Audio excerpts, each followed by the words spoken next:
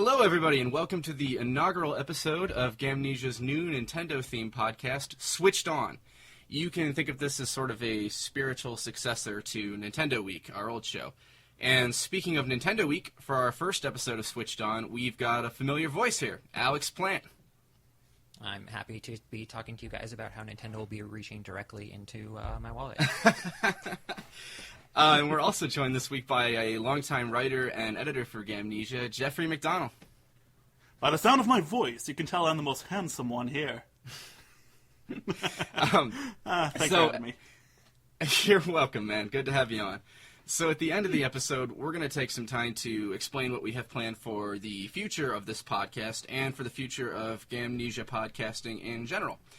But right now, I think we pretty much all just want to talk about the latest Nintendo Direct, because I don't know about you guys, but I'm pretty hyped. The Nintendo Money Pit. So, just like briefly, what are your guys' immediate knee-jerk reactions to this? Alex, what do you got for us? This is probably the most selfish I've ever been able to be about a Direct, because this gave me pretty much everything I would have wanted at this point in the Switch's lifespan. All the Final Fantasy games I've been waiting for. New announcements for 2019, giving us a roadmap for the future beyond this year, and just lots of third-party stuff in general getting added all the time. So, A+. Yeah. How about you, Jeff? Are you hyped? Yeah, from the 2019 lineup, it honestly reminds me of the Nintendo Switch launch year, which was super packed. And yeah, like Alex said, it paints a really good roadmap as to what to expect. So we've got all the Final Fantasy games. We've got pretty much a major release almost lined up to every month for all we know. So I don't know. My impressions by the end of the It's not even 2019 yet. Yeah. Yeah, I thought it was a pretty good Direct too, and honestly, the feel I kind of got from it is that Nintendo had a nice big answer ready for all the people that were complaining that their E3 didn't have enough content in it. That's what it felt to me. Yeah, it feels that way. Yeah, especially with the fact that, they announced some, which we'll get to later, but they announced some pretty big first-party titles that people have been wanting for a while, and they didn't have much to show for them. It was just kind of general teasers, which tells me they were really going for the crowd-pleasing here, knowing that a lot of people were, a little grumpy about E3 not having quite as many games as they were expecting it to. But we're still a little grumpy about that online. So I figured we'll start off with talking about Nintendo Switch Online, because depending on when we get this all edited and uploaded, either it will have just come out or it will be just coming out very soon. So I think that's probably the best place to jump in. We didn't get too much new information about it during the Direct. We had already been told a lot over the last few weeks. But a quick recap for people who maybe haven't been keeping up with all of this. What you get with Nintendo Switch Online is a little rundown of the features here. You get online play, which currently is free on Switch, but won't be anymore in a few days. And then you get access to a digital library of NES games. It'll be 20 at launch, and they'll add more over time. You'll get cloud saves, asterisk, on select games. You can connect with a smartphone app for voice chat and things like that, and some other features, which the smartphone app already exists, right? Yeah, mm-hmm. I don't play Splatoon, so I don't have the smartphone app. They actually just pushed an update to the app that will add in the Mario Kart and ARMS and maybe another game. Oh, nice. To the service once the actual service drops. Yeah, it could be fun. I mean, right now it's only just taking up retail space on my phone for no good reason. Yeah, so that'll be good. Yeah, right. Yeah, it'd be nice for some trash talking in Mario Kart. And then they also revealed there'll be special offers for members, but they didn't really get into what those offers will be, so we'll probably have to wait for, a little while down the road, maybe in a month or two, they'll start teasing that kind of stuff. Maybe some holiday deals, or like they've done birthday deals for My Nintendo members in the past, things like that. Mm-hmm. And then one thing they revealed that is new, well, sort of, it kind of leaked, is they're releasing left and right NES Joy-Con controllers, so that you can sort of play in style, play your classic games like people played them when they first came out 30 years ago. So that was kind of a nice little touch. Unfortunately, with a catch. Go on. Yeah, so according to some of the fine print that we've been seeing, when it comes to the NES Joy-Cons, they're going to be exclusive to Nintendo Switch Online users through the NES library only, or one set of controllers per family membership. Otherwise, if your subscription runs out, they're pretty much useless at that point. It's tied to an account then, or?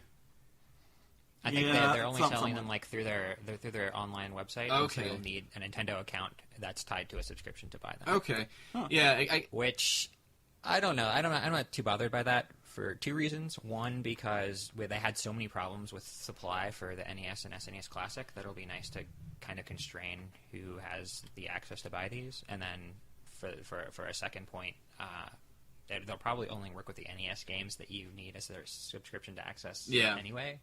Yeah, it really seems So- that's what they're going for is, buy these retro controllers for your retro library. And that's a good point about like scalpers and things because Nintendo has not exactly they'll done the really best be able to with that in the control past. who gets to buy these. Yeah, Because you have to be plugged into their subscription. yeah, exactly. Some other information that's come out since the Direct then, we've gotten a look at some of the upcoming games. It looks like they'll be releasing about 3 a month, at least in North America. There's some good ones coming up eventually, like Metroid's coming in November, and Ninja Gaiden in December, so some things to look forward to. The biggest surprise there was third-party games, because so far they'd only announced first-party games. Oh yeah, that's true. So many third Honestly, parties I was putting out yeah.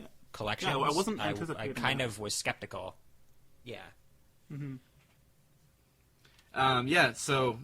then a less happy thing with the NES collection is apparently you'll need to go online at least once a week to maintain your collection, which, it's not that big of a deal. Most people aren't going to be going offline for, 8 days in a row or whatever, but, it means, I guess, if you miss an internet bill or whatever, you're a little behind, then, yeah, you could temporarily lose connection to your library. So there's some people not particularly happy about that. Yeah, it's sort of a mixed bag for me, because it's like, on the one hand, this is an online subscription, so, it makes sense that you need to be able to connect online to take advantage of the benefits. But at the same time, it's like, they could have been a little looser. They could have made it like a month. Yeah, it's not as bad as the proposed daily check-in from Xbox One, a few years back. Yeah. But Oh, that was nice. And I can be a little sympathetic to the fact that they have the check-ins that aren't just tied to the end of your subscription, because you can freely add and remove people from a family group. Yeah. Even outside of your subscription, or within your subscription period. So, I get it, but yeah, it seems a little excessive. So, this is not official by any means, but we also might have good reason to believe that a sort of similar thing is coming for Super Nintendo games, because, let's see here, let me dig into this article. I believe what happened was data miners discovered, before these new NES controllers were announced and the new Famicom versions of them in Japan, they were actually discovered by data miners. Like, people found icons for them, and they're icons representing what controller is currently plugged into your Switch, or is currently, working with your Switch. And they also found Super Nintendo controller icons. So yeah, there's a lot of buzz that eventually Nintendo's gonna release a Super Nintendo library and thus a Super Nintendo controller to go along with it. Which So really hope the so. Sort of funny thing about this observation was, so for the NES and Famicom controllers, the icons found in the Switch OS data mine were actually very clearly supposed to be NES and Famicom controllers. I think they even had icons for the one-player and two-player Famicom controllers.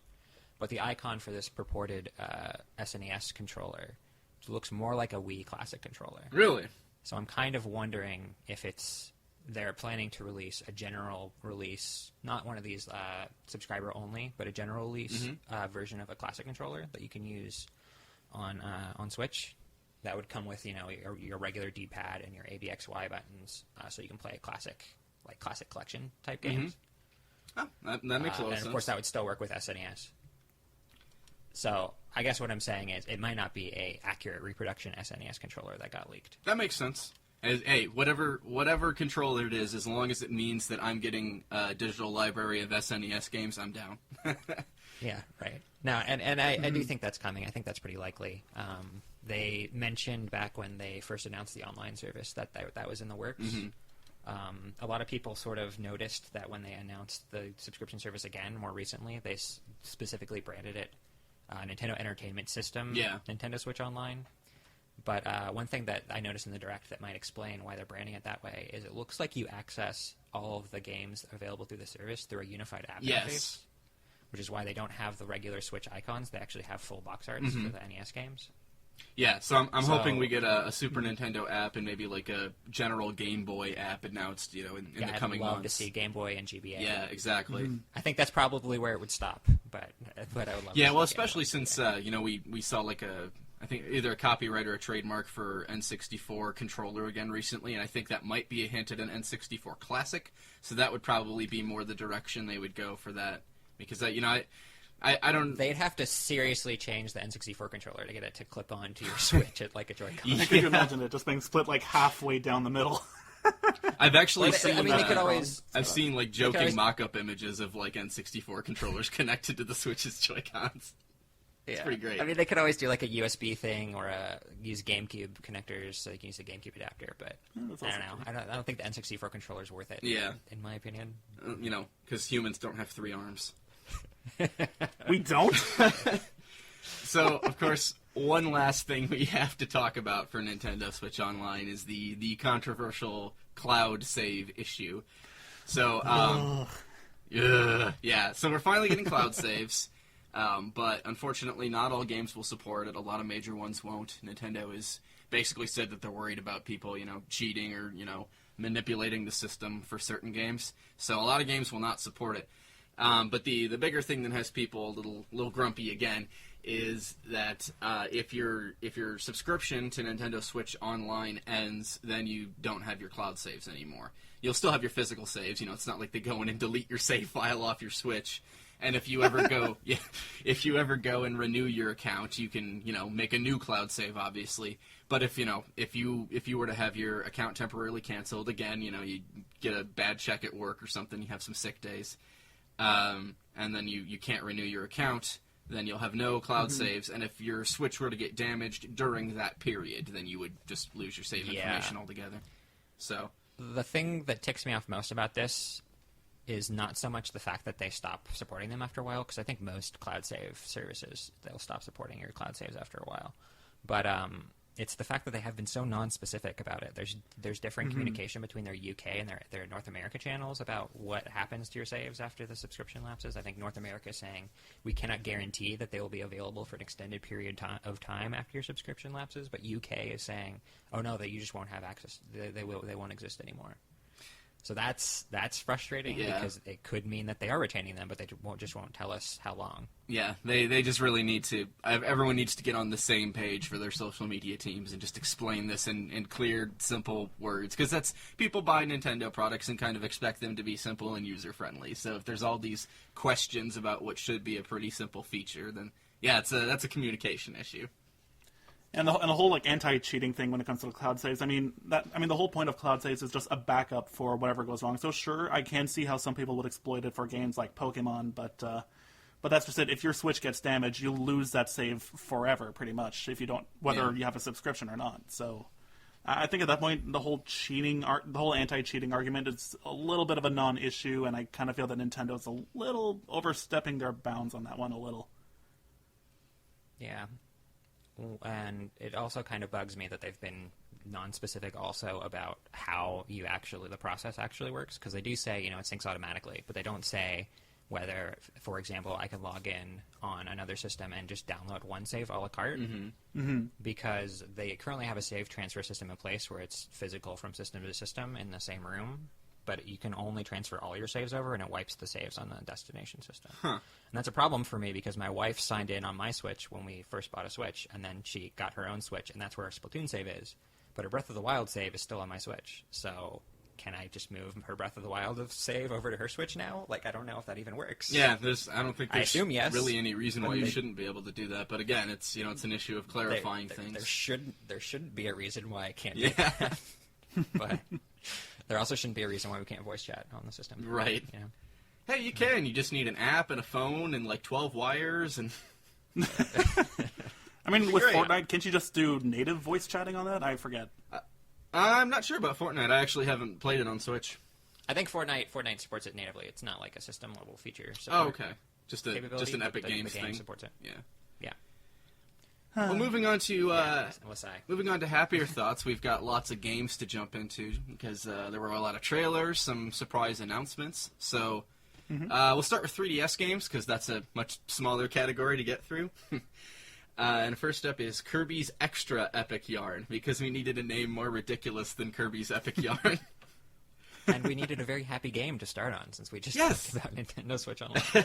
It is a very happy game, all bright and colorful. So, you've probably played it before, at least seen it on Wii, but this is a 3DS enhanced port. It'll have new game modes, new abilities, and it's coming in 2019. Alex, you were a fan of Kirby's Epic Yarn, weren't you, or am I mistaken? I was. So if you haven't played Kirby's Epic Yarn before, it's a little bit different than a usual Kirby game in that Kirby doesn't usually have his traditional abilities that he has in other Kirby games. He doesn't have his balloon floating sort of ability, and he doesn't have the ability to copy enemy powers. But they sort of replaced that with this interesting mechanic where you interact with the world through, like, yarn mechanics. So he tosses this little thing that you can use to grab onto pieces of the environment and tug on them and things like that.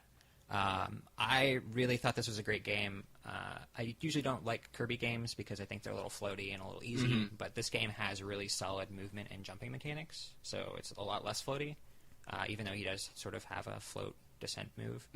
I also really love the way that it's animated, and I loved hunting through the world for secrets. So even though it's easy like a Kirby game, the secrets are really well hidden and fantastic. It's and just an adorable world, too. It is. It is. I love the music and the visual design.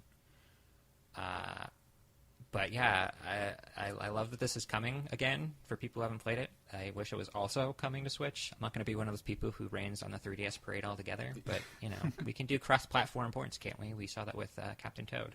Yeah, that's kind of my feeling for a lot of these 3DS ports as well. It's like, yeah, this is a great idea, enhanced port of a classic game, but can I play it at a higher resolution than, 200 by 12? Yeah.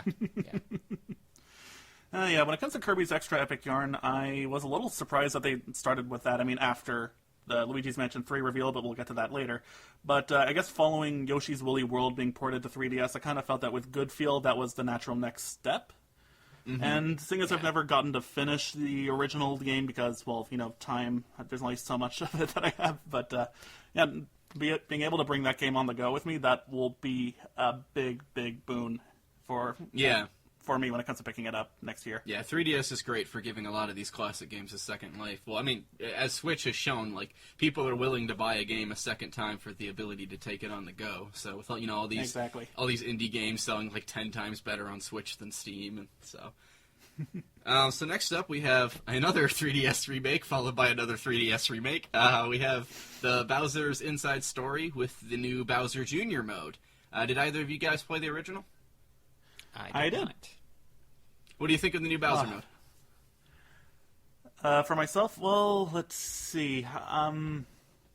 Well, I never played the original Superstar Saga, so when I picked up the 3DS remake, I had a lot of fun with it. But then when it came to the Bowser's Minions side game, I wasn't too jazzed about it because, sure, it looked like a strategy game on the surface, although pretty much almost every little thing about it, you don't even control it. You just set off your mooks, hope for the best, and if you lose, well, it's pretty much just down to RNG. So I'm not too keen on Bowser Jr.'s. Yeah, so I'm not too keen on Bowser Jr.'s journey for the Bowser's Inside Story remake. I'm really just gonna pick it up just to experience my first Mario and Luigi RPG all over again. Okay, that makes sense. Well, that'll be coming out January 11th if you're looking forward to that. Yes. And then the last one we have for 3DS titles we're going to talk about is the remake of Luigi's Mansion. So that's going to have a new two-player mode where one person plays as just a solid green Luigi, and I think you can play the whole single-player campaign like that as long as both people own the game. Or if you don't both own the game, and if just one person does, you can still go through the boss battle mode using download play. So you only need one 3DS for that. So yeah, the game, it looks good. I think it's a really smart idea to put on 3DS after you already put Luigi's Mansion 2 on 3DS, obviously. But, like Alex said earlier, it's another one where I'm just can I have it on Switch too? And especially with a new game coming out, I think it would be great to give people an HD version of the game that started it all to prep them for the sequel, so. I may actually pick this game up. I was pretty much done with 3DS after Samus Returns, but I found out that apparently my brother sold the GameCube copy we had as kids. Oh no! It's now way... How dare he! It's now way too expensive to buy the original GameCube version online, so I might as well just get it on 3DS. That makes sense. Your brother's terrible. I know. Well, you can look forward to Luigi's Mansion 3D on October 12th. So, yeah, I think that wraps it up for our 3DS games. And overall, I can just say, I think Nintendo's strategy for 3DS makes sense going forward. It's just going to get, remakes or re-releases or the occasional party game like WarioWare. But they're probably not going to invest any serious resources into making new games for 3DS at this point, just because, Switch is on fire. So, why would you put it on inferior hardware? But there's still a ton of people, millions and millions of people playing their 3DS, so it just makes sense to keep giving them not exactly new content, but new versions of games that they love, and I think it's a really good strategy. Yeah. So, I remember on the old show we talked about. I think they had announced like a few years ago, around the time new 3DS was coming out, that their new strategy for 3DS would be a bunch of remakes, and we kept wondering when that was actually going to happen. And here it finally. Yeah, just took them a little while to get going, but now they're churning them out left and right. Yeah. Now, imagine if Mario Sunshine was next. Put it on. At least put that one on Switch. Thank goodness. Exactly. That's the thing with all these 3DS remakes now. I mean, provided that they keep up with this trend past beyond Kirby's Epic Yarn and Bowser's Inside Story next year, that comment in particular is just going to pop up more and more. Why isn't it on Switch? I want it on Switch. It'll look so much better on Switch. Yeah. Metroid Prime Trilogy on 3DS. That's right. They already have the engine. Yes, they do. It's there. So speaking of Switch, let's move on to the Switch games.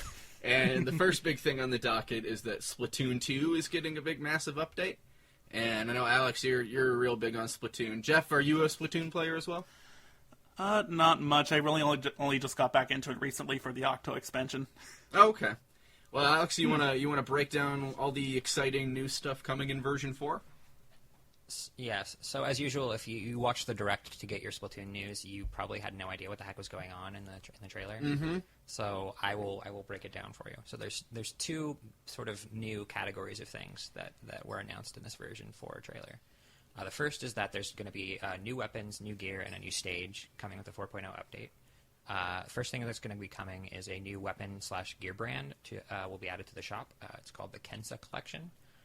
So far, we know about 2 sort of installments of the collection that will be released. Collection 1 will be available, or is now available, with the 4.0 update. There will also be a 4.1 update coming in early October, which will have Kensa Collection 2, which is basically new sub and special weapon combos for the stuff you get with Collection 1. The new stage was something that you probably actually could figure out from the trailer, which is that there's going to be a Japan-themed stage, lots of traditional Japanese architecture.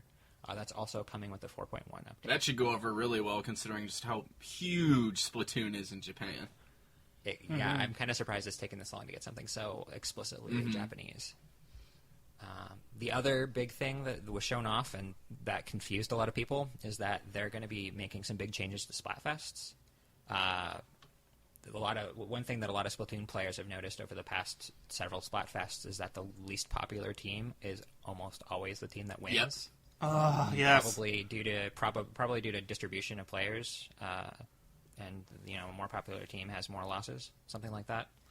I mean, but in my experience with some of the last Splatfests I did, I wound up being paired with other people in the same team that I picked, so our wins never really counted. That's been common since the last game, but it's not been until this game that it's been so slanted toward the less popular team. So they're changing the way that they calculate Splatfest results. Instead of it just being based on your wins versus losses, they have now 2 Splatfest divisions, normal and pro. Normal mode's for the more casual players. They added another long requested feature, which is that you can recruit random players to fill out 2 or 3 person friend teams. So that's great. But for normal mode, instead of being having your contribution to Splatfest contributed by wins and losses, it's determined by the amount of turf you ink. So that'll be good for casual players who might not be as able to rack up wins and losses because they can still find ways to contribute to Splatfest, their Splatfest results. Nintendo's catering to the filthy casuals? How dare they? I'm actually a casual Splatoon player, so my role is always stink turf, so I'm loving this change. The pro mode is more like how Splatfests have been up to this point, where your contribution is based on wins and losses. You'll rack up that Splatfest power that sort of calculates your skill level, and your contribution will be based on the Splatfest power of teams you beat. The thing that really confused people was there was this moment where this 100 times special match flashed on the screen. And I'm sure everyone thought Battle Royale. Is it going to be Battle Royale? And of course it's not, because that makes no sense for a game like Splatoon, because the colored ink thing would just by itself make that very difficult to manage. Yeah. But that's actually if you're lucky in pro mode. I don't know what that means exactly. I don't know if that means a winning streak or what. You'll get team contribution bonuses of either 10 times or 100 times your team contribution if you win. So anyway, yeah, that's Splatoon 2 4.0. Are you happy with the Splatfest changes that they're making? Do you think they'll? I don't know how they'll actually play out in the real world. It seems like it'll sort of remove that problem they had where the less popular team always gets more wins, but because there are more ways to rack up points now besides just wins and losses. Yeah. But I don't know. I have to see how it plays out in the real world. Right. Yeah. Give it a few months of testing, probably. I do like that they're making it easier to play with teams, and I do like that I can just ink stuff and still get good contributions from my team. But that's just a selfish thing. I don't know if that's actually going to affect the Splatfest results. Yeah, it encourages players to play with more different styles than just going for the kill, I guess. Yeah. But that's the other thing. Aren't they done with Splatoon 2 support past December, though? Like, didn't they already have like an end in sight kind of thing when it came to Splatfest? I think they said that, yeah. So it seems like it is late. I do wonder if they'll do something to continue the Splatfest, sort of not do a formal like voting Splatfest, but still have some way, some kind of tournament of it go on, just on a regular basis without having to put the development effort in. But, yeah, I like that. We'll see. Mm-hmm. Otherwise, we can just wait on Splatoon 3, I guess. Well, moving on, Mario Tennis Aces also has a big update on the way. It's going to add a whole bunch of playable characters. There's Birdo, Shy Guy, Koopa Paratroopa, which is fun to say, and PD Piranha are all joining the roster. And then there will be some new... Yeah. Oh, you have something to say about that roster? I have something to say about Shy Guy and Paratroopa. They were my jam in Mario Tennis 64. So all the nostalgia. I haven't picked up Aces yet though, because I didn't really care for the new mechanics. But the closer it gets to duplicating original Mario Tennis on Switch, because there is still that simple mode. Yeah, you can turn off the extra more stuff. likely I am to get it eventually.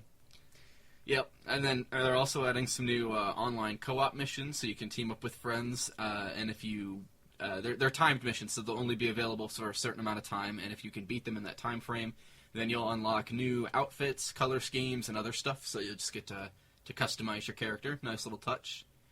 And they've confirmed that they'll continue doing updates like this. As far as I know, they're all planned to be free. I haven't heard about paid DLC, but until next June, so about a year's worth of support. That's quite a lot. Yep. Yeah, it's similar to what they've done with like Splatoon in the past, so I think that's a really good model for their online games going forward. Mm-hmm. Yeah. Lisa, when it comes to the new outfits and color schemes and the like, do they just make them available to everyone like later on if they hadn't beaten the missions? Because I know that when it came to some of the character unlocks up to this point, if you meet certain conditions, you can basically unlock them right away, or if not, they'll just be added automatically later. So I'm not sure if the implementation will be the same with these new rewards right here. Yeah, I wonder if they just keep cycling through the co-op missions on an ongoing basis, because I haven't heard anything about the new colors being available in any other way. Yeah. Mm-hmm. Yeah, at least so far they haven't. But that all drops on September 19th. Alright, so we can get away from the 3DS remakes and have a Switch remake, or re-release, I guess. That's New Super Mario Bros. U Deluxe and New Super Luigi has whatever. Way too many modifiers. It just keeps going and going and going. New Super Mario Bros. U Deluxe and Knuckles, featuring Dante from the Devil May Cry series. Exactly. Funky mode. 3DS XL. So Nabbit, who was playable in the Luigi game previously, will now be playable in the Mario version as well. So he's invincible. It's kind of like an easy mode or beginner mode. And then Toadette will also be playable. Alex, do you want to get into the deepest lore of all time here with Toadette? Oh, yeah. So at first I was kind of put off by this P-Chat thing, because I was like, that seems way out of continuity for the Mario series. And one of the cool things about the Mario games in the beginning was that they were the first games to really have continuity. Like, the end of the last level was the start of the next level. Yeah. And that was really cool. And so anytime they do something weird like this, I kind of roll my eyes. But then I thought about it. So and I if you're at realized- home and you don't know what happens, Toadette can collect a Super Crown item and turn into Peachette. Yes. And so I thought about the implications of this. And Peach is Princess Peach Toadstool. She's the king of the toad. I'm sorry, the queen, the princess, whatever, of the toads. And I thought about, how did she become the princess of the toads if she's a human and they're all toads? And I thought, perhaps she once was a toad who found a magical crown and turned into a beautiful princess. And now Toadette has found a magical crown and turned into a beautiful princess. And now there's going to be sounds a like something power out of like struggle. a folklore. That sounds like something out of like an old folk story for kids. We're going to drop 100 peaches on an island, and only one gets to be queen of the toads. So now, who knows if the Mario timeline has just been multiple iterations of Mario and Peach over the years, all having found magical headwear that turns them into a Hey, new I mean princess or hero. that kind of fits into Odyssey with the whole living cap and everything. So Yeah, we're on to something. I mean, if you think Kingdom. back to Super Mario 64 DS, it's kind of the same mechanic. You take Mario's hat, you turn into Mario. Take the Luigi hat, turn into Luigi. Take Yeah. the Wario hat, turn into a disappointment. So yeah. So one thought I had about this bundle in general is with Nintendo dropping what's basically two 2D Mario games in one pack on Switch. Do you think we get a new original 2D Mario game this generation at all, or do they just do this and then maybe another Mario Maker kind of thing? Or So this was actually rumored for a while before this direct, and I kind of rolled my eyes at the rumor because I think that they've sort of let the 2D Mario series stagnate. That was sort of evident on 3DS and Wii U. I mean, of course, they didn't sell well because those platforms didn't sell well. But 3DS could have sold well enough that Mario game should have done much better than it did if people really were in love with it. And I personally do think that New Super Mario Bros. U is the best New Super Mario Bros. Game. I also think that the four New Super Mario Bros. Games are basically just different versions of the same game. yeah, people were just with fatigued by different that level point. designs. Yeah, it's just like a ROM hack over and over again. And so I was kind of tired of them by the time this came out. And so when I heard that this was going to be the first 2D Mario game coming to Switch, I was kind of really upset about it. One of the reasons I think Odyssey did so well was that it was this bold, new take on 3D Mario that took not only the gameplay to new places, but took Mario, the universe, to new places. Because we'd sort of heard about different kingdoms before back in that was sort of the twist in Super Mario Bros. 3, but we had never seen that take sort of realized in 3D, and that was what Mario Odyssey ended up being. But it seems like the new Super Mario Brothers games have just been stuck in the sort of 8 worlds established by Super Mario Brothers 3, and this game, of course, is one of those. That almost sounds like a clickbait title. Like, is Super Mario Odyssey a remake of Super Mario Bros. 3? Well, I mean, that game was so fresh. Odyssey was so fresh. Like, so many worlds. Like, a lot of them were twists on things we've seen before, like a beach level. But it was like this beach level that everything's soda-y, and Yeah. it fizzes, and the environment looks totally different than anything we'd seen outside of it being in a beach. Like, so many twists in Odyssey that we just don't see in these new Super Mario Bros. Games. Yeah, so I feel like this bundle was kind of a no-brainer for Nintendo, but as a consumer, it has me a little worried that they're not necessarily going to try to do anything fresh and new with 2D Mario this generation. But we'll see.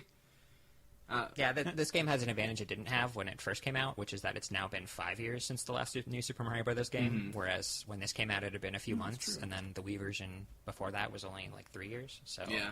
hopefully people are hungrier for this sort of thing now. Well, if they are, they can pick it up on January 11th. And with the 2 games in one, it's actually a pretty good deal in terms of how many levels you're getting for the price and everything. Yeah. And this admittedly, is when a I very first polished Mario game. Yeah, admittedly, when I first heard of the deluxe moniker back when it was first rumored, I thought, is it going to have all the levels from Super Mario Bros. Wii and 3DS and the original? But I figured with the way it looks right now, it's a pretty good way to softball into 2019, especially with the Wii U port. So with the way the 2019 roadmap is looking right now, I mean, we're going to go over these games in a bit, but we've got New Super Mario Bros. U Deluxe, Yoshi, Fire Emblem, Animal Crossing, Bayonetta, Metroid Prime 4, the new Pokemon, Daemon X Machina. I mean, right now, like I said at the start, it's pretty much feeling like the original Switch launch year. And that makes me wonder if we should anticipate a few other Wii U ports that they hadn't spoken about, maybe in a January mini direct. Yeah, I could see that. There's a lot of sort of dead months in the industry where sales aren't that great, and it would kind of make sense for Nintendo to just drop a cheap and easy port / remake during those months. Mm-hmm. And this will probably be a surprisingly big heavy hitter.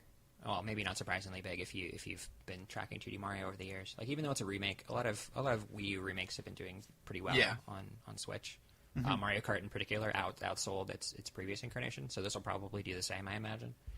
And with the timing, this will be a key player in getting them to their 20 million sales projections for the fiscal year. Yeah, that's true, because that wraps up in March, so this is still within their fiscal year. Because you've got Mario Party, Pokemon, Smash Bros, and now 2D Mario back-to-back. And Fire Emblem, too. Mm-hmm. Yeah, and Fire Emblem. So it's a little sad, though, because with this game we finally have our first confirmed death. We've had our confirmed death for that direct, and that is Blue Toad. Blue Toad. Rest in peace. What's funny is he was like the Toad that they used in 3D World as the Toad incarnation, and yet we have Yellow Toad over here on 2D Mario. Is Blue Toad being missing, hinting at Mario 3D World Switch? That's another clickbait title. I would love to say that, but they retconned it out of Captain Toad Treasure Tracker. Anyway, more Mario lore discussions, perhaps on another. Yeah, we'll just have to have a whole deep dive into the Mario timeline. So next up is, I think, the last remake announced, which is Katamari Damacy Reroll. So that's going to have, obviously, new HD graphics. It'll use the Switch's HD Rumble functionality, gyro controls, and there will be new multiplayer battles, and that's launching this winter. So I've never actually played a Katamari game, but I know it's a big cult classic, with a lot of fans. So I think a lot of people are going to be happy. I'm a huge Katamari fan. This was this is the last big holdout game that kept me hanging on to my PS2 was Katamari Damacy. Mm-hmm. I think everything else has now been ported off of PS2 except for maybe some DDR games. So I'm going to be kind of happy to finally get rid of my PS2. I have no reason to keep it anymore. I'm also happy that it's going to finally have motion controls because I felt like that's like a no-brainer for Katamari given the way that it controls. Yeah, it's very monkey ball. It was like a twin-stick game, and now you've got these twin controllers that you can tilt, and I think it'll be pretty satisfying, especially with HD Rumble. All right, next up, we got a new trailer for Pokemon Let's Go Pikachu and Eevee. Now, it didn't really show a whole lot new. It's just mostly stuff we've seen before in previous videos. But we got a pretty good look at the new secret techniques, which basically just replace HMs. So Thank God. Yeah, it's nice, because your partner Pikachu and Eevee is always with you. Like, even if they're not in your party of 6 Pokeballs or whatever, they'll still be just riding on your head or your shoulder with you. So you never have to worry about, having an HM slave in your party anymore. Instead of, having a Pidgey to fly you around, Eevee can just summon, a bunch of balloons and fly you around. So that'll be nice. So Pikachu can bust out a surfboard. This is definitely the most elegant replacement for HMs that I've seen so far, so I'm happy about that. Mm-hmm. It's sort of funny, the timing's sort of funny because I guess you now have the ability to have your PC with you on the go, so you could always just swap between an HM slave whenever you wanted anyway. Yeah. So it's now would be the time where you wouldn't really need to worry about it, but I'm glad that this is sort of what they've come up with for HMs. But yeah, it looks really good. I'm looking forward to getting my hands on it. I think I already pre-ordered, if I remember correctly, so I'm looking forward to HD Kanto. Yeah, I still gotta do seeing that. Surfing Pikachu again has made me kind of regret pre-ordering the Eevee version, but I still want to kind of go outside of my usual patterns for this Pokemon game. Yeah. All right, so next up... Also, we didn't touch on, there was that bundle that was announced, right? Did we talk about that? Which one? The Pokeball one. The Pokemon bundle. Oh, yeah. From a few months back there, you get the game and the Pokeball Plus accessory. It's... $100. Well, there's also you save 10. There's also a Nintendo Switch bundle. Yeah, that's right. It was it was before the direct, so I forgot to put it down on our notes here. But yeah, you can get a fancy dock with a picture of Pikachu and Eevee on it, and then the Switch console has a bunch of little Pikachu and Eevee outlines on the back of it, and that comes with the Pokeball Plus as well. This was right? surprisingly, yes. This was a surprisingly aggressive move because I don't think they usually do bundles this early in Pokemon. Mm-hmm. New gen. This isn't really a new gen, but new platform. Pokemon titles. So I'm glad that they're pushing it that hard as a system seller. The one thing that kind of has me scratching my head is that the bundle is $400. Yeah, it's not a particularly great price, but yeah, that's not a impulse buy Yeah, it's like you save like $10 on the individual items by doing it that way or something. But I mean, obviously Plus you get the exclusive stuff. Yeah, exactly. You get the exclusive stuff too. But just in terms of price point, it's not like most bundles usually save you a little bit, but yeah, most bundles just discount the cost of the game when they bundle in the game. yeah. So that's also sort of a surprising thing we've seen with these Nintendo Switch bundles. But that dock is pretty. Yeah. All right, so moving on, we got another trailer for Super Mario Party. And again, it was mostly stuff we've already seen. It was just like a real quick look at a bunch of different new modes that are coming to it. But that's a nice thing about it is that, there are so many modes. They tossed out the whole everyone rides together in a car thing, and it's back to classic, 4-player competitive Mario Party, which I think is great. But then they've tossed in all kinds of new modes to mix things up. And like some of them will use like Joy-Con motion controls. Some of them involve you taking 2 portable Switch units and like hooking them up together to like form one big screen. So they're getting real experimental with all these different modes, but then keeping the main mode just classic Mario gameplay. No really experimenting outside of like new dice block items. So which I think was also a good change. Yeah, very, very middle, very in between the N64 and Wii games, I'd say, in terms of feel, which is exactly, I think, where they need to be, because I thought the N64 and Wii games were the at least Mario Party 8, those were the 2 best sort of eras for Mario Party. I grew up playing 6 quite a bit. I really loved 6 on GameCube. I only had 4 on GameCube, and I didn't really bust it out as much as 1 through 3 and 8. Yeah, and then they also confirmed that there will be 80 brand new mini-games for the single-player mode. And then, some of these new modes include something called Soundstage. There's the River Survival mode, where you have to team up and go down a river. And then there's Toad's Rec Room, which is the one where you hook your Switches up together, like, sit them down on your living room table or whatever, and put the Switches together. And then there's also a new single-player mode called Challenge Road. And there's also the new online Mario-thon mode, where you just go online and play a bunch of mini-games. So, lots of different ways to play with this one. So am I crazy, or does Challenge Road kind of seem reminiscent of the old minigame roller coaster thing from Mario Party 1 and 2? Does that seem like a fair comparison? Oh man, it's been so long, I can't even remember really. That was you had to go through all of the mini games and complete various challenges. So it seems sort of similar. Okay, yeah, they might be trying to sort of invoke that nostalgic feeling of that. Cool. I'm going to be kind of selfish and say I hope they add old mini games as DLC down the road. That would be kind of cool. They've already done a lot of the work with Mario Party Top 100. So yeah, exactly. I'm happy that we're finally taking Mario Party to a bigger online platform now. Although while I was happy that we get to play the mini games together, at first I wasn't too jazzed that we wouldn't be able to play the board games as is. But then I remembered, right, it's Mario Party. People are bound to get angry and rage quit. Yeah. All right, so then the next thing we have up is Game Freak is, the Pokemon developers. They're working on a new game, which has the magnificent working title of Town. So it's an RPG. Looking forward to the sequels, City and Urban Dystopia. Yes. So it's spat all over my screen. We don't know a whole lot about it yet. We got a brief trailer. It's an RPG with a kind of an anime toony art style. I don't know exactly how to describe it, but it looks fairly fitting for Game Freak. It's not exactly like Pokemon, but it's got a Game Freak feel to it. So you protect this village from monsters, and that's about all we know from it. It's coming in 2019, and I've seen. They did say the entire game seems to be set in the one village. Yes. So I'm hoping that means that either the village itself is sort of interesting and varied and gives you tons of things to discover, or the game is fairly short. Yeah, maybe a little bit of both. And I'm kind of imagining that you kind of build the village up over time, but they didn't really get into that. That's so possible. Yeah, maybe it's got a bit of Animal Crossing to it, but where monsters try to eat your animals. Yeah. I've seen a lot of people joking that this isn't actually a new IP and this is just Pokemon Generation 0, and it was before they called monsters Pokemon, but that would be wild. That would be pretty wild, not gonna lie. Game Freak can work on other things, No, they're not allowed to. Everything is Pokemon. Pocket Jockey, that's Pokemon. Harmonite, Pokemon. Even humans will fit in your pocket. Exactly. I actually really love the style of the game. I don't really care so much for the character designs, but I like the environmental artwork a lot from what we've seen. Mm-hmm. Yeah, it looks pretty so far. Especially for a small little game like this. All Alright, and the next step, we got another trailer for Daemon Ex Machina. I didn't really have much to say about this one, but Alex or Jeff, if either of you guys have any thoughts on it.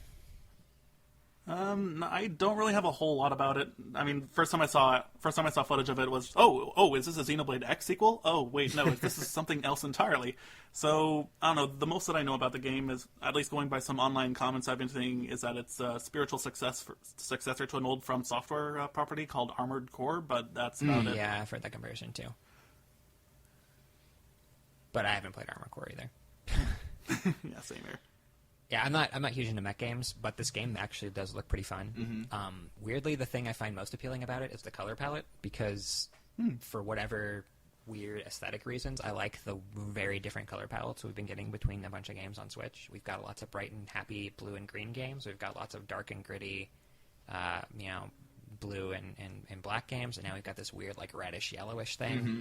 In Daemon Ex Machina, and I just love that we aren't getting this sort of bland, samey looking library on Switch. Yeah, like the PS3 or an Xbox 360 era, for a while every game was just kind of like gray and brown. Yeah, Great. Yeah, it's nice. Switch is a very colorful console. Yeah, especially your home menu once you start racking up those games. Oh yeah. Oh, it's All so right. cluttered.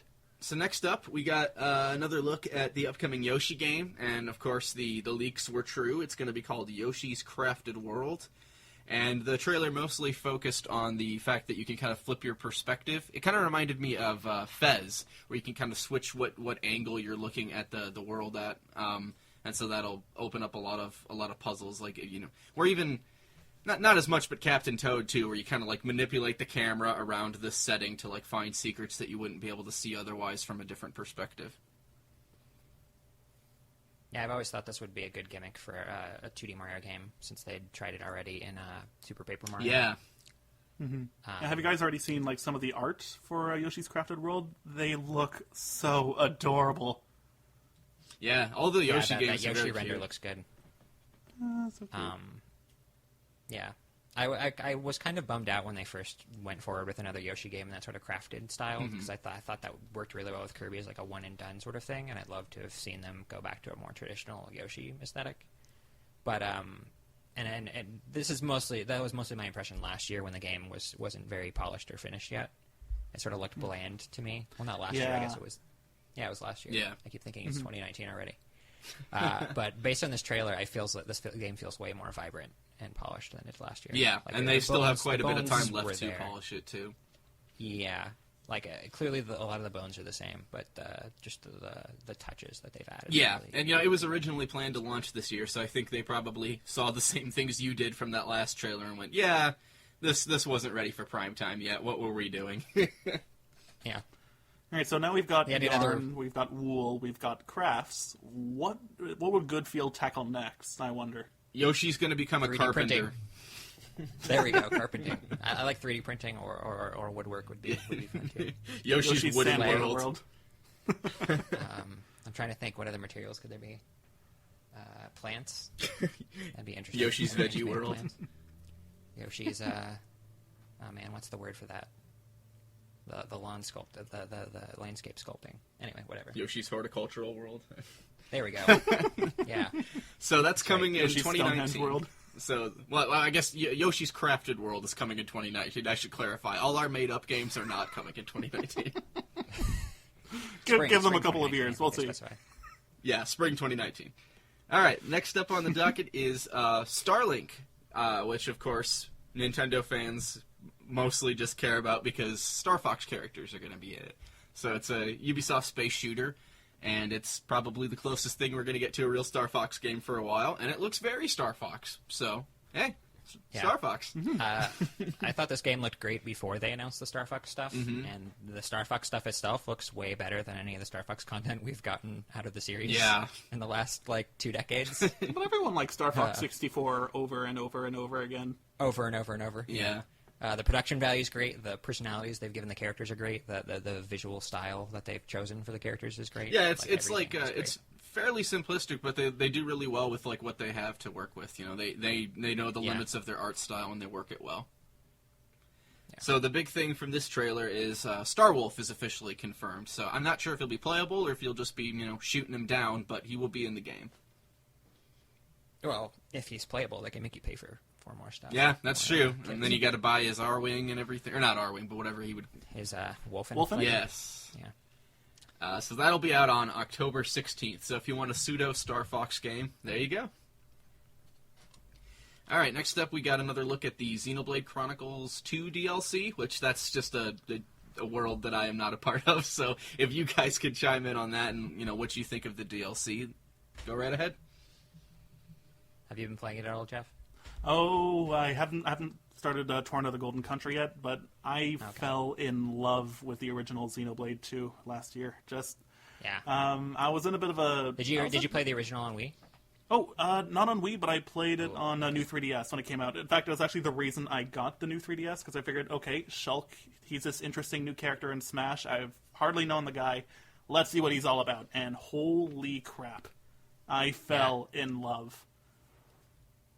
Fantastic. And with it's a fantastic series. Mm-hmm. And with Xenoblade 2, And I figured I was definitely going to have to pick that one up, because... I was already in a bit of a dark place last year around that winter, so that really helped me through a few things. RPGs are great for that, I feel like. So yeah. Escapism at its best. Yeah, so I've played a little bit of the Torna DLC. If it? you were a fan of the first game but thought some of the changes to the battle system in 2 were weird and complicated, this one feels a lot more like the first Xenoblade on Wii and 3DS. One of the big changes that you'll probably love is that you can control every character in your party directly in battle, including Blades, which is something you couldn't do in the main game, and only let you control the drivers like Rex and Nia. You couldn't control Pyra, the Neo character with the magic sword. So it feels like you have more of a battle party that you're going out with. There's also this new switch art mechanic that lets you immediately trigger one of your allies' moves on demand with a button press and switch to them as your player character. If you've played Xenoblade before, there's this system that's been in every game called the break topple system, where you have to inflict the break status on an enemy, and then you can topple them, which lets you deal all kinds of crazy damage. Mm-hmm. And before you had to kind of rely on your party AI to do the thing you wanted it to do, but now you can trigger it on your own, because some of the switch moves inflict topple, so that's really cool. Mm-hmm. I'd say if you're looking for a game that's as open as regular Xenoblade, this is a little bit more constrained. The games were already kind of linear, but with lots of giant open spaces, and this is a little more streamlined. They do borrow some of the maps from the main game. The one I've visited so far is Gormott, the first big province area from the main game. And it's mostly there, but they've cut off some areas. So if you're looking for the openness, it's not quite there. But it seems really fun so far. It seems like a really good expansion to the story. If it didn't spoil pretty much everything that you would discover through the story in Xenoblade 2, I would say that maybe it'd even be better to start with. But it kills pretty much all the plot twists in the first 30 minutes. That's so a bit of a problem. Yeah, at least if you're going in. At least if you're going in from playing Xenoblade Chronicles 2, the world of Valres, the mythos and the world building around it was really fascinating to me. So now getting the chance to go back 500 years and dunk on Malos again, I don't know. I'm looking forward to giving it a whirl tonight. Finally. Yeah, I'm probably gonna play it the rest of the weekend. Yeah. Outside of when my friends come over to play Overcooked, which is our weekend tradition at this point. Well, if you like RPGs, then we've got some good news, because Square Enix is just putting a bajillion things on Switch, specifically from the Final Fantasy franchise. So I'm gonna rapid fire these off real quick, and then if you guys want to talk about any of them specifically, then we can get into it. But we have Crystal Chronicles is coming out, the remastered version in 2019. We have Final Fantasy 15 Pocket Edition HD, which is out now. We have World of Final Fantasy Maxima coming November 6th. We have Chocobo's Mystery Dungeon coming sometime this winter. We have Final Fantasy 12 coming sometime in 2019. And then we have 7, 9, 10, and 10-2 Remastered, all coming in 2019 as well. Whew. Yeah, so when I said this was a selfish direct for me, what I really meant was they picked all 4 of my favorite Final Fantasy games and they're bringing them all to Switch in 2019. That's perfect. And those are Crystal Chronicles, which I really love, but haven't really had the chance to really experience in 15 years because of that ridiculous GBA length thing. And I think that's another game that my brother sold. So happy to have that back. I do hear they're adding voiceovers, which is a surprising level of effort for a game like this that was sort of niche within the Final Fantasy world. They've talked about online play, which is great, but I also hope there's a local option, but they haven't said anything, so I'm assuming that's not going to happen. I'm also hearing no physical version of this for the West, which is a huge bummer, because I love getting them Switch boxes and playing everything on cartridges. This is a game I'd probably import, though, if the JP version has English text and voice. And they've been pretty good about that recently, so... Yeah. Well, at least I should say Nintendo has. I don't know if Square Enix has, so... Yeah. If not, then... since this is such a co-op heavy game, I wouldn't mind having, 2 digital copies on my wife's Switch and my Switch. Yeah. Like, that wouldn't be so bad. 12 is my absolute favorite Final Fantasy. I love the world of Ivalice, love the art style, love the characters in this game. A lot of people crap on the story, but I actually thought the story was really a really nice break from the way Final Fantasy stories usually are, which is dramatic and angsty. No! More fantastic and political and interesting. I'm sure I'm going to make some enemies on this podcast. That's what we're here I'd for. already bought that one on PS4, bought the remaster version, and got to the post game even. But I will gladly start over again on Switch. I've been enjoying seeing all the memes about Final Fantasy VIII being like the only one that got skipped. Yeah, I was curious about that. I mean, I've never played Final Fantasy ever. I mean, the most I've gotten into the series as a whole was just playing as Cloud Strife and Smash, so this is like a really good opportunity for me to finally dive into these games in earnest. But I'm kind of curious, what is the deal with 8 and this junction system I'm hearing about? So the junction system... Or Ben, I guess you were going to explain it. Oh, I wasn't going to explain the junction system. I was just going to say what I've been hearing a lot of people say about 8 is that of a lot of the old games, most of them either have a mobile version or an HD remaster already existing, which makes it easier to port to Switch. Whereas I guess 8 doesn't. Is that correct? Yeah. Yeah. So they'd either have to release just a really old game as is, or they'd have to invest the resources to remaster it specifically for Switch. Yeah. Of course, that still begs the question: why hadn't they done it before? Yeah, but, that's true. So my experience with 8, just so you know, is the junction system is this weird system where you equip your summons, and they basically and a bunch of spells that you can absorb from enemies, and the way that you allocate those among your party it affects their stats. And the game had kind of explained this at the beginning of the game, but I didn't fully understand it. So I actually got to the third disc of the game, which is where you get sort of locked into this part where you can't really grind because you're in a dream sequence.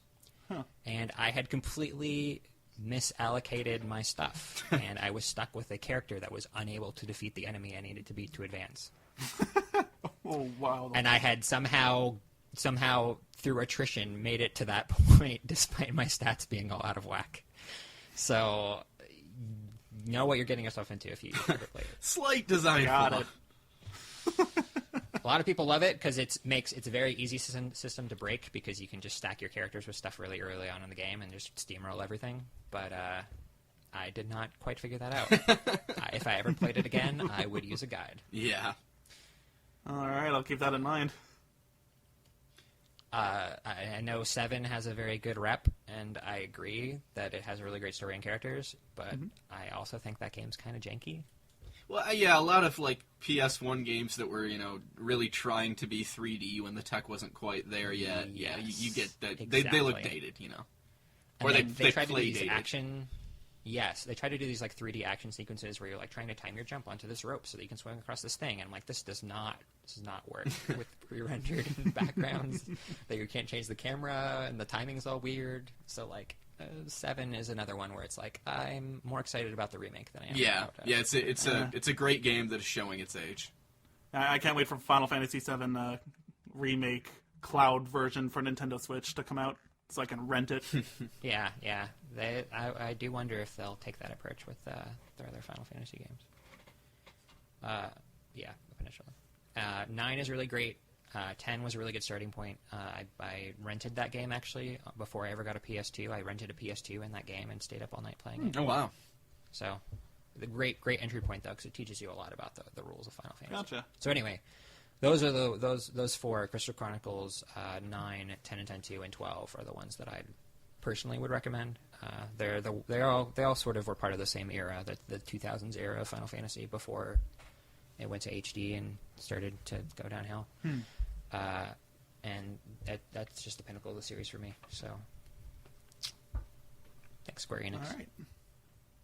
Okay, well, next up we have a Super Smash Bros. Bundle, kind of in the same vein as that Pokemon bundle we discussed earlier, where you get a special dock that's decorated with images of the original 8 Smash Fighters from the first game. I mean, there was 12 in the first game, but 4 had to be unlocked, obviously. So you get the original 8 cast. Then you get a download code for the game as well. You don't get special Joy-Cons with that, do you? I believe No, that you do. does come. Yeah, you do. That's right. That's the one with the special Joy-Cons. Yes. Yeah, I totally missed that I'd written the word controller down. My brain was It's scanning weird because for the Joy-Cons. The Joy-Cons look almost just like the gray ones, except for with the Smash Bros. Yeah, So they've just got like the slashes. lines going through them, like the Smash Which Ball is- symbol. I don't know. I thought they could have done more. I really Yeah. like that whitish gray on the Pro Controller. I was hoping that it'd go more along those lines, sort of invert the color scheme it has now. But whatever. So that's coming out on November 2nd, even though the game itself doesn't launch till December 7th. But Yeah, I thought that was weird. yeah, It makes me wonder if you can I don't know. pre-order Maybe they just from wanted that to get point it on out there GameStop. before Black Friday, but. I'm sure that's what it is. But it's just So you'll get a download code, but it won't actually be able to download you anything until they make the game either available for download or available for preload if they decide to do that. But November 2nd is also the day that the GameCube controller adapter launches. So if you don't have one of those, if you missed out last generation, they're going to be putting more out for the Switch, and they've just recently launched another line of GameCube controllers, right? Like they've teamed up with some other hardware manufacturers, I believe. So yeah, GameCube's the best way to play And Smash. I don't think those use GameCube pins. They use, I think, USB. So Oh, just okay, be aware of yeah. that. So I could be wrong, So but that they're that's compatible what I with the. Well, are they still compatible with the adapter though, or no? I don't know that they have a connector for the adapter. I think they just have the USB. Oh, okay. So yeah, I guess Which is fine. if you It'll have still work regular with Smash. GameCube controllers, you can use the adapter. If not, there's these officially licensed products that Nintendo has teamed up with. So either way, you've got options to use the best controller, and you should. All right, so I think I'm actually interested in trying out the Pro Controller. But Oh yeah. I played it at E3, and it feels fine with the Pro Controller. It feels good. It's just so much muscle memory with the GameCube controller yeah, for no, me. totally understand. Yeah. If I do get the chance to go to EGLX again, I would definitely hope to have some private time with Smash, just to see, like Alex said, how it feels to play with the Pro Controller. Yeah, it's got parity, so it should be pretty fine. We'll see. All right, so we're coming up near the end here. We're to our last few announcements. I think we saved the best for last. The first up, we have the best fake out of all time with that Animal Crossing video that aired at the end of the Direct. They start playing an Animal Crossing video, and everyone's like, "Ooh, is this it? Are we getting Animal Crossing to Switch?" And then it's like, "Nope, Isabelle confirmed for Smash." And then after they show off Isabelle's moveset, they're like, "Oh yeah, by the way, also Animal Crossing is coming to Switch." I can't believe those demon summoning circles worked. Tom Nook announced it. Nintendo trolled us Yeah. all good. Real good. So what do you guys think Which of is Isabelle? funny because I feel like back when we were doing the old podcast, Animal Crossing was always the prediction Yeah. for what was going to be announced. And now that we've sort of begun our transition to this new one, we didn't have the chance this time. Nintendo got the jump on us. That's right. So I appreciate that Isabelle is not just going to be an Echo Fighter for the Villager. She'll have some of the same moves, but they're mixing it up a bit, which I think is great because you got a lot to draw from the Animal Crossing franchise for items and things. So there's no reason to just stick to the exact same format of the Villager. I will say, though, I love that she seems like she's a very huge troll character, very much like Villager, and that she's a psychopath who is very happy while she's kicking the crap out of you. So, this is good for Animal Crossing lore. Yes. And I can already see the competitive scene now, a brand new rule. Nobody picks Isabelle because nobody wants to hurt her. Unless you're playing as another Yeah, Isabelle. you can't beat her up. She can only kill you. You can't. Exactly. Yeah, troll character's definitely the right description. Like, playing against Villager is always a bit of a chore, but it's hilarious. Like, as you're getting like smacked in the face with like bowling balls and stuff. Or trees. Yeah, trees. Yeah. Or stabbed right through the chest Trees with my Ridley's favorite tail. move in Smash. Yeah. Yeah. So, obviously, we didn't really get any footage or anything, but Animal Crossing is coming to Switch. How do we feel about that? Woo! That's the correct response. So, like I said earlier, they had nothing to show for this, but they dropped it anyway, even though they, typically they kind of would have focused on, like, their holiday lineup during a direct around this time, which tells me that, again, this was them basically saying, like, all right, quit complaining. Like, yes, we're making these games you guys keep asking for. We just weren't ready to show them yet, but here's a logo, Yeah. I'm really stoked for this game because the only one I've played to date is New Leaf on 3DS. And 3DS had networking features, technically. But Switches, despite people crapping on them, are way better than 3DS's. And so I'm looking forward to the online interactions that'll be possible in this game. Mm-hmm. Hopefully they've really given that a focus. Also, not just online, but local co-op interactions, because it's a home console game. Those are two things that I really was hoping to get out of New Leaf, but didn't really seem well positioned to capitalize on either of those. So yeah, and Nintendo's really been pushing the local modes for Switch games since you can take your Switch on the go. So I think we'll definitely see something like that. Mm-hmm. So I guess with people finally getting and the games that they've asked for so long, in handheld solo mode. I guess with the games that people have finally been asking for so long, now that they're finally getting them, it's like, okay, Luigi's Mansion, finally a new game. Animal Crossing, there you go. So where's F-Zero, Nintendo? Well, before we move on to Luigi's Mansion, I have one more thought on Animal Crossing Switch, which is just that I think people underestimate how much this is going to boost sales in Japan, too, because that series is really popular in Japan. And I remember when New Leaf came out, it, for a while, I don't know if it still holds this, but for a while it was the fastest-selling 3DS game through, 2 months. Or maybe it was 1 month, but it hit 2 million faster than any other 3DS title had to date in Japan. So wow. I think this is going to sell a lot of Switches. All right. I wonder when it's going to be timed. Like, is it going to be late spring, early summer? Fall or holiday title? They didn't. I would think. I would think second half of the year if they didn't have really anything to show off yet. So yeah, that's true. I don't know if that's fall or holiday or what, but I wouldn't expect it before fall. I would say. Yeah, because what else have we got? We've got Yoshi's Crafted World and Fire Emblem Three Houses to expect. Not to mention we've got a few other big name games that we know pretty much next to nothing about. It's a lot of games that have been announced a while back, but we hadn't really gotten yet. Yeah. And this is the big, new one that we hadn't heard about in 2017 already. Yeah. This and the next game we're going to talk about. Yeah. So, the final thing on our discussion is, I think, probably what I'm most excited for from this Direct. Luigi's Mansion 3. It is happening. It was rumored a long time ago, but nothing really materialized. It was rumored to be in development for Wii U, and then there was talk that maybe it had been moved to Switch, and I don't know if any of that was true, but it exists now. Luigi's Mansion 3 exists now. So we didn't get a huge look at it. They showed, a few seconds of, some demo footage. And I've seen some people complaining that they didn't think it looked that great. And to me, it just kind of looked like they were basically trying to, keep the style and feel of the original GameCube game while making it HD. So I'm fine with it. I think it does a good job of feeling nostalgic while being much cleaner. Mm-hmm. And then, what you pointed out with Yoshi is the first trailer did not look all that great. And then, they took some time to polish it. Second trailer, much better. So I would say if you're not happy with the initial look we got at Luigi's Mansion 3, give it a little time. You can't demand that we see games right away and then complain that it's, beta footage that doesn't look as good as the finished product will. Yeah. And Nintendo's been super reliable about making the finished product look better than the very first look we get. Yeah. Unlike some games for example, Watch Dogs. We got that really early look at Watch Dogs, and then it just... All right, all I'm saying is if they take a puddle out of Luigi's Mansion, then I'm going to be upset.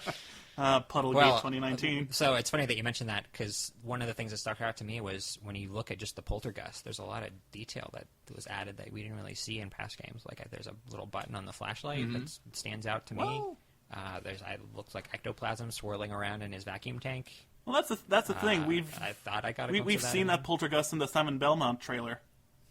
That exact same poltergust. Yeah, we have. Yep. It shoots out the plungers and everything. That was a new ability in the Castlevania Yeah, they trailer stealth that they revealed it spoiled. already. They've been teasing us the whole time.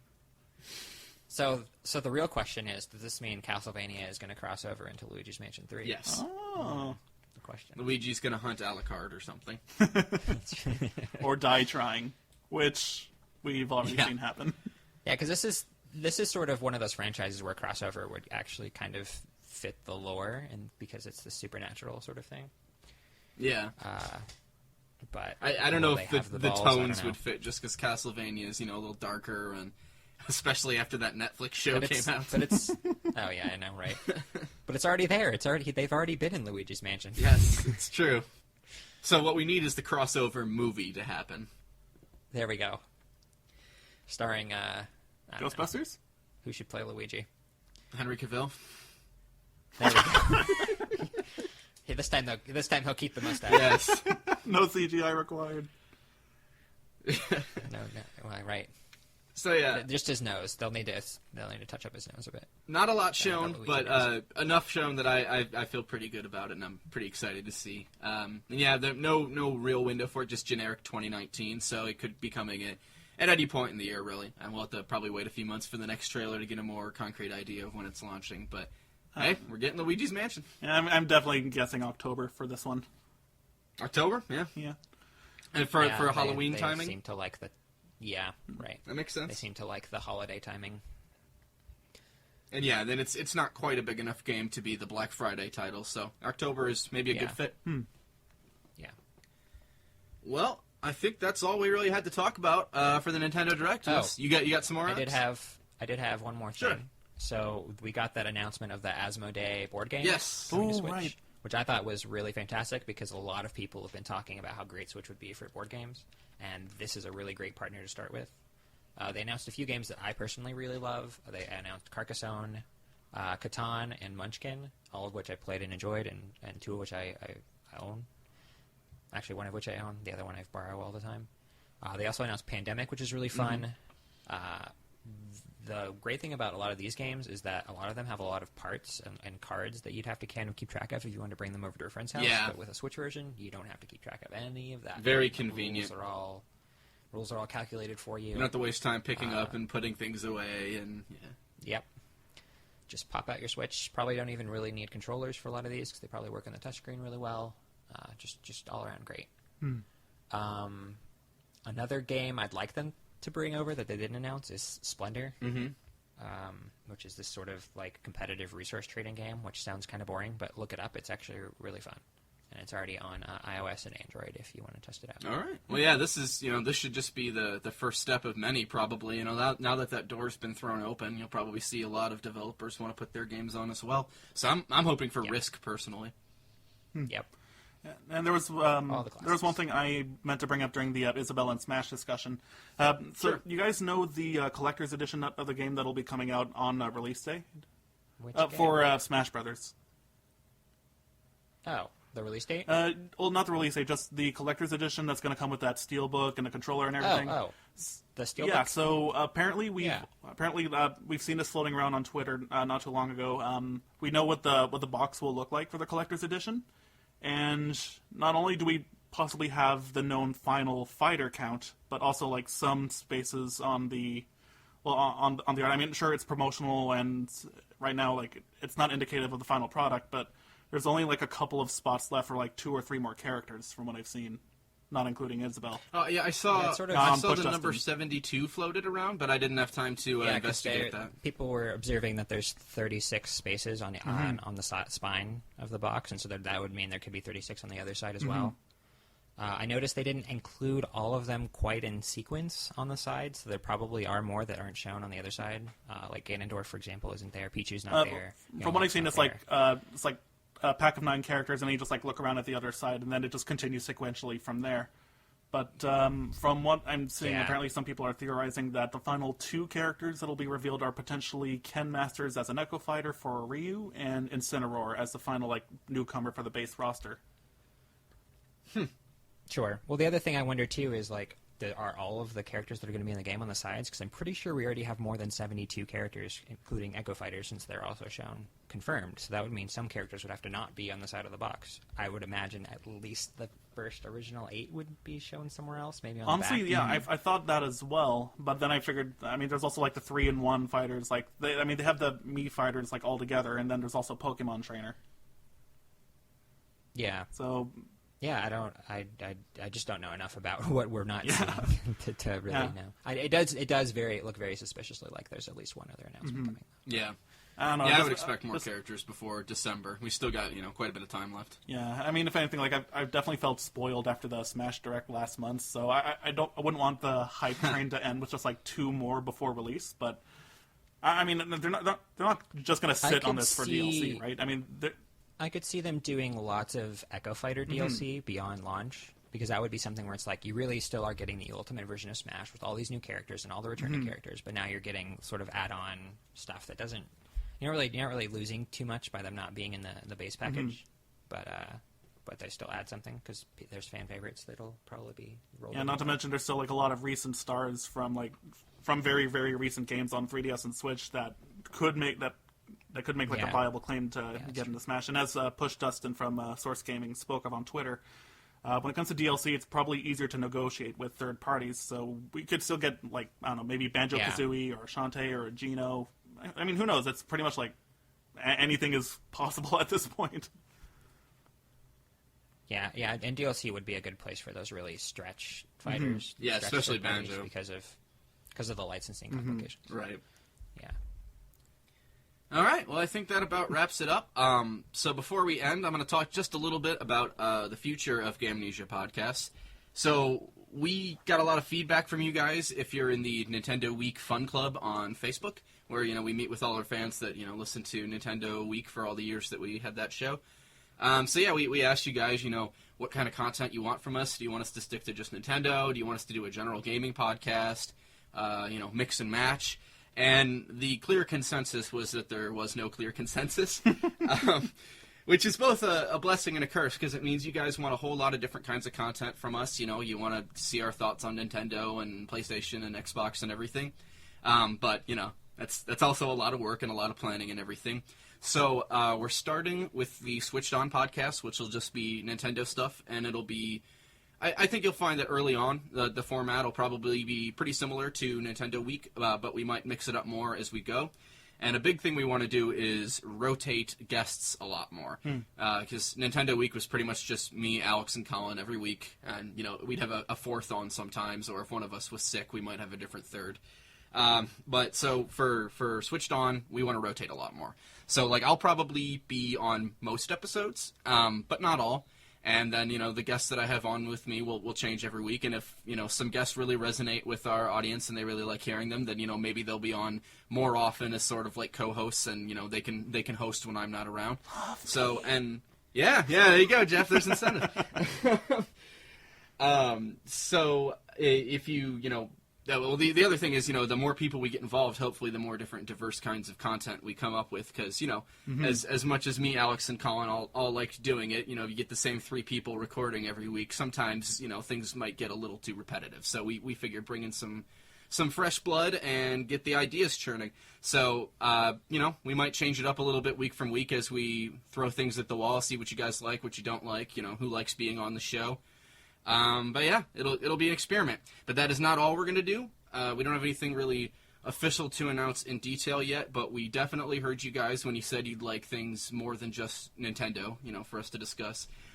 So we're planning a non-Nintendo podcast as well, and I can't really get into any details yet because, for now we want to focus on getting Switched On launched and steady. But yeah, we'd like to bring you guys more content going forward in the future. So if you have more feedback, you can continue to give that to us, and we'll use it to make Switched On better, and we'll use it to make whatever our next podcast is exist. So look forward to that. I think that's all we got. So we're going to sign off. If you want to follow us, you can find me on Twitter at Aramgard. Lex? You can find me on Twitter at Legend of Lex. And Jeff? On Twitter as @VisorJeffHog. All right. See you guys hopefully in a couple weeks or so once we figured out what we want to do for episode 2 and once we've had time to process all your feedback. Bye, everybody. Guys. Love you all.